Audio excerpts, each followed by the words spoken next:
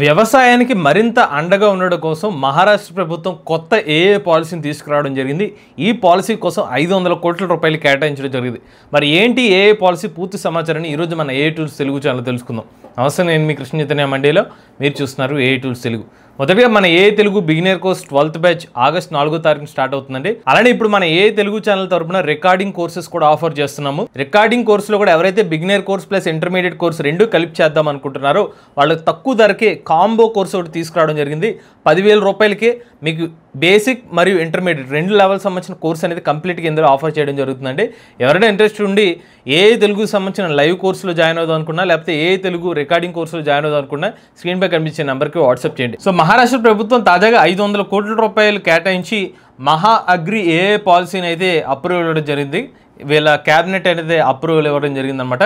So మేజర్గా ఈ policy ముఖ్య ఉద్దేశం ఏంటంటే అగ్రికల్చర్ విభాగాల్లో ఒక ఈకో సిస్టమ్ని తీసుకురావాలి. ఆర్టిఫిషియల్ ఇంటెలిజెన్స్ టెక్నాలజీ ద్వారా ఏ టెక్నాలజీని ఉపయోగించి ప్రీవియస్గా ఉన్న పంటలు ఏదైతే ఉంటాయో, ఎవరైతే వ్యవసాయం చేస్తూ ఉంటారో పలానా పంట బాగా పండాలంటే దానికి ఎటువంటి చర్యలు తీసుకోవాలి, దానికి ఏమన్నా ప్రీవియస్గా డేటా ఉందా, ఉదాహరణకు గోధుమ పంట వేశారు, లేకపోతే ఇంకొకళ్ళు మొక్కజొన్న పంట వేశారు, వీళ్ళు ప్రీవియస్గా ఎటువంటి ఎరువులు వాడితే వీళ్ళకి బాగా పంట వచ్చింది, లేకపోతే ఆర్గానిక్గా ఎలా బాగా పండించగలిగారు, ఏ సీజన్లో వీళ్ళకి బాగా పంట పండింది, ఇలాంటి డేటాను గ్యాదర్ చేసి దాన్ని డేటా సెట్స్ రూపంలో అయితే తీసుకొస్తారనమాట.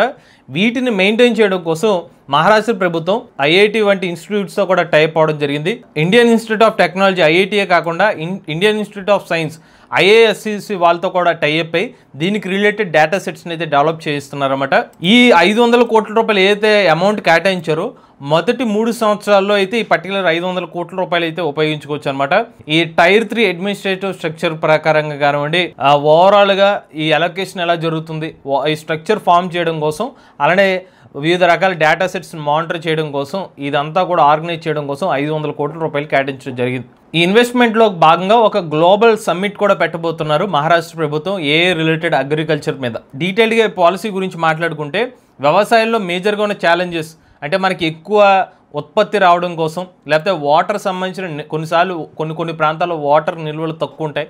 అటువంటి టైంలో ఎటువంటి పంటలు వేసుకోవాలి, అటువంటి టైంలో ఎటువంటి చర్యలు తీసుకోవాలి, వివిధ రకాల మార్కెట్స్ని ఎలా లింక్ చేసుకోవాలి, ఒక్కొక్కసారి టెంపరేచర్ బాగానే ఉంది, లేకపోతే మనకి వాతావరణం బాగానే ఉంది అనేసరికి నెక్స్ట్ డే మనకి బాగా పెద్ద వర్షం వచ్చి పంట నష్టం జరిగిన సందర్భాలు కూడా ఉన్నాయి. సో వాటిని ముందుగానే ఏఐని ఉపయోగించి దీన్ని ఎలా ప్రిడిక్ట్ చేయొచ్చు, ఆ నష్టాన్ని ఎంతవరకు తగ్గించవచ్చు, ఇలా చాలా వరకు చర్యలు తీసుకోవడం కోసం ఈ పాలసీలు అయితే డేటా సెట్స్ని కూడా తీసుకొస్తామని చెప్తున్నారు.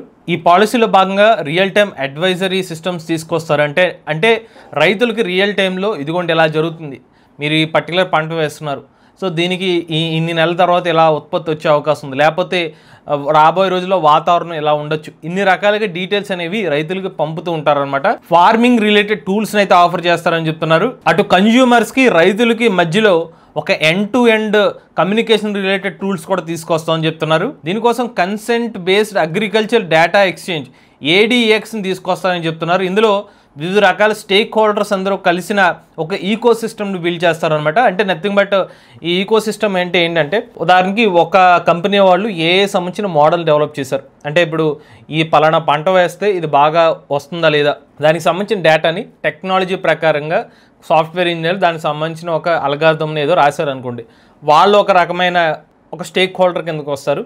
అలానే ఇంకొకళ్ళు దీనికి సంబంధించిన మేనేజ్మెంట్ చేసేవాళ్ళు ఇంకొక స్టేక్ హోల్డర్ కింద ఉంటారు. ఈ పెస్టిసైడ్స్ అమ్మేవాళ్ళు ఇంకొక స్టేక్ హోల్డర్ అనుకోండి, పండించే రైతులు ఒక స్టేక్ హోల్డర్ అనుకోండి, కొనుక్కునే దళారీలు ఎవరైతే ఉంటారో వాళ్ళకి ఇంకొక స్టేక్ హోల్డర్ అనుకోండి. ఇదన్నిటిని బిల్డ్ చేయడమే ఒక ఈకో సిస్టమ్ అనమాట. అలాంటి ఒక ఈకో సిస్టమ్ బిల్డ్ చేయడం కోసం ADXని బిల్డ్ చేస్తామని చెప్తున్నారు. స్టార్టప్స్ మరియు ఇన్నోవేటర్స్ కలిపి రియల్ వరల్డ్ కండిషన్స్ని దృష్టిలో పెట్టుకుని హై రెజల్యూషన్ ఈల్డింగ్ అంటే పంట బాగా రావడం కోసం ఎటువంటి చర్యలు తీసుకుంటారు, వాటర్ బాడీ మానిటరింగ్ అంటే నీటి యొక్క నిల్వల గురించి, డిజాస్టర్ మ్యాపింగ్, ఇటువంటి చాలా పనులన్నీ కూడా ఈ పాలసీలో చెక్ చేసుకుంటూ ఉంటారంట. అలానే బ్లాక్ చైన్ ఆధారితంగా QR కోడ్స్ని కూడా జనరేట్ చేస్తారంట. ఫుడ్ సేఫ్టీని అలానే ఎక్స్పోర్ట్ కంప్లైంట్స్ని వాటిని దృష్టిలో పెట్టుకుని అవి అప్రూవల్ అయ్యే విధంగా ఇటువంటి సేఫ్టీ రూల్స్ కూడా తీసుకొస్తారని చెప్తున్నారు. ముఖ్యంగా ఈ మహా అగ్రి విషయంలో మేజర్గా కీ ప్లేయర్స్ ఎవరంటే స్టార్టప్స్ ఎవరైతే ఉన్నారో, స్టార్టప్ కంపెనీస్, ఇన్నోవేటర్స్. ఈ వ్యవసాయాన్ని మరింత ముందుకు తీసుకువెళ్ళడం కోసం రైతులకి మరింతగా సహాయపడే ఏఐ టూల్స్ని కానివ్వండి, లేకపోతే వేసిన పంట ఏదైతే ఉంటుందో మనకి ఎక్కువ ప్రొడక్టివిటీ వచ్చే విధంగా ఎటువంటి చర్యలు తీసుకోవాలి, వీటన్నింటినీ కూడా అటు ఇన్నోవేటర్స్ కానివ్వండి, ఇటు స్టార్టప్ కంపెనీస్ వాళ్ళ ఐడియాస్ని దృష్టిలో పెట్టుకుని మహా అగ్రి ఏ మోడల్ని డెవలప్ చేసినట్టుగా గవర్నమెంట్ అది చెప్పడం జరుగుతుంది. ఇక ఈ పాలసీ మొత్తం 4 ఫేజుల్లో జరుగుతుందని చెప్తున్నారు. మొదటి ఫేజ్ ఏదైతే ఉందో ఇన్స్టిట్యూషన్ సెటప్ చేయడం కోసం, అలానే ప్లాట్ఫామ్ ఆర్కిటెక్చర్ని డిజైన్ చేసుకోవడం కోసం మొదటి స్టేజ్లో జరుగుతుందంట. సెకండ్ స్టేజ్ ఏదైతే ఉందో కొన్ని డిస్ట్రిక్ట్స్ని సెలెక్ట్ చేసి ఆ డిస్ట్రిక్ట్స్లో వీళ్ళు డెవలప్ చేసిన ఈకో సిస్టమ్ని కానివ్వండి, ఏఐ టూల్స్ని కానీ డిప్లాయ్ చేసి దాని యొక్క ఇనీషియల్ రిజల్ట్స్ని తెలుసుకోవడం కోసం సెకండ్ స్టేజ్లో ఉంటుంది. మూడో స్టేజ్ చూసుకున్నట్లయితే స్టేట్ వైడ్గా ఈ ఓవరాల్గా వీళ్ళు డెవలప్ చేసిన ఏ ఈకో సిస్టమ్ని అయితే డిప్లాయ్ చేసి దాని యొక్క రిజల్ట్స్ చూస్తారని చెప్తున్నారు. ఫైనల్ స్టేజ్ చూసుకున్నట్లయితే పాలసీ ఏమైనా మార్పులు చేర్పులు ఉంటే అవి చేస్తామని చెప్తున్నారు. థర్డ్ పార్టీ సంబంధించిన ఇంటిగ్రేషన్స్ లాంటివి ఉంటాయన్నమాట. కేవలం అగ్రికల్చరే కాకుండా వేరే సెక్టార్స్ కూడా ఎలా ఎక్స్పాన్షన్ చేయొచ్చు అనేది ఫైనల్ స్టేజ్లో ఉంటుందని చెప్తున్నారు. ఇది ఓవరాల్గా మహారాష్ట్ర ప్రభుత్వం తీసుకొచ్చిన ఏ అగ్రి పాలసీ సమాచారం అండి. మహారాష్ట్రలో ఉన్న రైతులకి ఒక మంచి ఇనిషియేటివ్ అని చెప్పుకోవచ్చు. రైతుల యొక్క ఏదైతే వాళ్ళు చేసే సాగుని మరింత పెంచడం కోసం, వాళ్ళకి ఏమైనా డిజాస్టర్ లాంటివి జరిగే అవకాశం ఉంటే ముందుగానే డిటెక్ట్ చేసే ఏఐ టూల్స్ లాంటివి తీసుకొస్తున్నారు. ఇది భారతదేశ వ్యాప్తంగా కూడా ఇటువంటి ప్రాజెక్ట్స్ వస్తే బాగుంటాయని మా అభిప్రాయం. ఇటువంటి లేటెస్ట్ ఏఐ కనెంట్ కోసం AI tools Telugu channel subscribe చేసుకోండి.